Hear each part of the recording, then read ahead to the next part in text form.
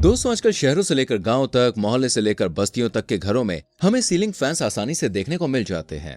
गर्मी के मौसम में दोस्तों ये पंखा आपको गर्मी से आराम देता है तो सर्दियों के मौसम में खुद आराम करता है। वैसे कुछ भी हो यार, फैंस लोग की पहली जरूरत है जिसे एसी भी रिप्लेस नहीं कर सकता, क्योंकि एक समय को घर में एसी ना हो चल जाएगा, लेकिन दोस्तों पंखा ना हो ऐसा तो भाई चल ही नहीं पाएगा। लेकिन दोस्तों आपने कभी क्या सोचा है कि गर्मियों में आपकी आत्मा को तरोताजा रखने वाले इस पंखे को फैक्ट्रियों में बनाया किस तरह से जाता है? इन्हें बनाने का भैया प्रोसेस क्या होता है? अगर नहीं पता तो हमारी आज की इस वीडियो को दोस्तों लास्ट तक देखें, क्योंकि आज हम आपको पंखे बनाने वाली फैक्ट्री में लेकर जाने वाले हैं। तो चलिए फिर चलते हैं। दोस्तों फैक्ट्री चाहे छोटी हो या बड़ी हो, पंखा बनाने की शुरुआत हमेशा स्टील की एक लंबी सी शीट के साथ की जाती है। इस शीट को दोस्तों मशीनों की मदद से पंखे की पंखुड़ियों की शेप में काट लिया जाता है। इसके लिए फ्रेंड्स हाइड्रोलिक ब्रेस कटर को काम में लिया जाता है। इस ब्रेस कटर में शीट को रख दिया जाता है जो इसके पंखुड़ियों के शेप में टुकड़े टुकड़े कर देती है। इसके बाद वर्कर्स इन कटे हुए टुकड़ों को दूसरी ब्रेस मशीन की तरफ ले जाते हैं जो इन टुकड़ों को मोल्ड करने के काम आती है। वर्कर्स इन कटे हुए टुकड़ों को दोस्तों उस दूसरी ब्रेस मशीन में रख देते हैं जो इन टुकड़ों को एक साइड से हल्का सा बैंड कर देती है।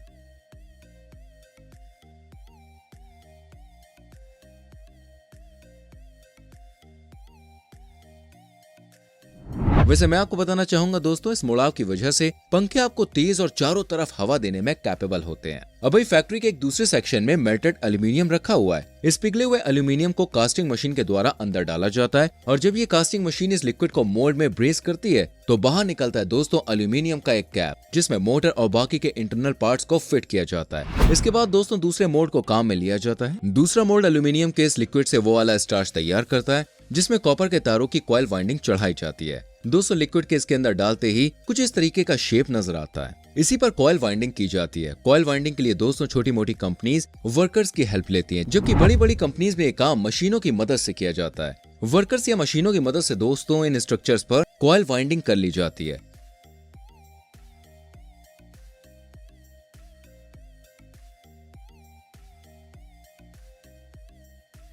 और कुछ इस तरह से सैकड़ों कॉइल वाइंडेड आर्मेचर रेडी हो जाते हैं। इसके बाद बारी आती है पंखुड़ियों में छेद करने की। स्टील की इन पंखुड़ियों और रोटर में मशीनों की मदद से कुछ इस तरह से छेद किए जाते हैं। अब यहाँ से इन पंखुड़ियों को पेंटिंग के लिए भेजा जाएगा, लेकिन दोस्तों उससे पहले इन पंखुड़ियों को एंटी रस्ट लिक्विड में भर भर के डुबोया जाता है, जिससे सालों तक ये आपके घर की छत पर लगे आपकी सेवा करते रहे और इनके ऊपर जंग नाम की बीमारी कभी भी ना बैठ पाए। पंखुड़ियों के अलावा पंखे के मेन पार्ट को भी इस एंटी रस्ट लिक्विड में इस तरह से डुबोया जाता है। इसके बाद ही दोस्तों उस पर कोई दूसरा काम किया जाता है। अब पंखुड़ियों को ले जाया जाता है पेंटिंग हॉल में, जहां इन पर कुछ इस तरीके से पेंटिंग कर दी जाती है। छोटे प्लांट्स में ये पेंटिंग वर्कर्स अपने हाथों से भी करते हैं। इस पर वाटरप्रूफ अट्रैक्टिव पेंट को केमिकल के साथ मिलाकर किया जाता है। पंखुड़ियों के अलावा पंख के दूसरे पार्ट्स को भी इस तरह से कलर कर दिया जाता है। इसके बाद इन्हें ले जाया जाता है मेन असेंबली हॉल में, जहां पहले से ही आर्मेचर्स के मल्टीमीटर से टेस्टिंग चल रही है। टेस्टिंग के साथ ही ये भी देखा जाता है कि वोल्टेज सप्लाई में कोई कमी तो नहीं है।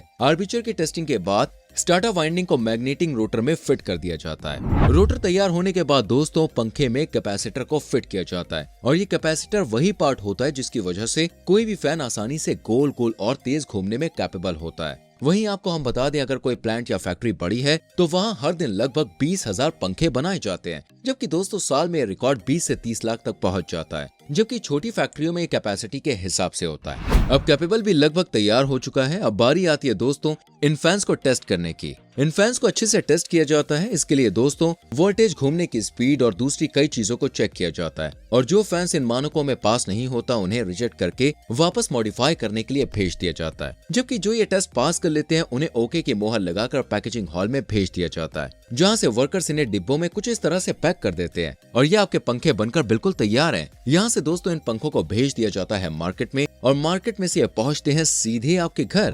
वैसे दोस्तों मैं आपको बता दूं, मार्केट में आपको जितनी भी कंपनीज के फैंस मिलते हैं वो सभी इसी प्रोसेस से बनते हैं और उसमें ना के बराबर अंतर होता है, क्योंकि दोस्तों फैक्ट्रियों में तैयार होने के बाद इन फैंस पर कंपनी के हिसाब से लेबल चिपका दिया जाता है और कंपनी के बॉक्स में पैक करके आप तक पहुंचा दिया जाता है। इसलिए मार्केट में मिलने वाले सभी कंपनियों के फैंस ऑलमोस्ट सेम ही होते हैं। तो दोस्तों ये लीजिए आपके पंखे हैं तैयार। वीडियो कैसी लगी हमें कमेंट करके बताना। हेल्पफुल और नॉलेजेबल लगी हो तो वीडियो को लाइक करके शेयर करना। आने वाली वीडियोस को देखने के लिए चैनल को सब्सक्राइब करके बेल आइकन प्रेस करना, जिससे आपसे कोई भी वीडियो मिस ना हो। मिलते हैं दोस्तों अगली वीडियो में, तब तक के लिए अपना बहुत ख्याल रखें। Bye bye, take care.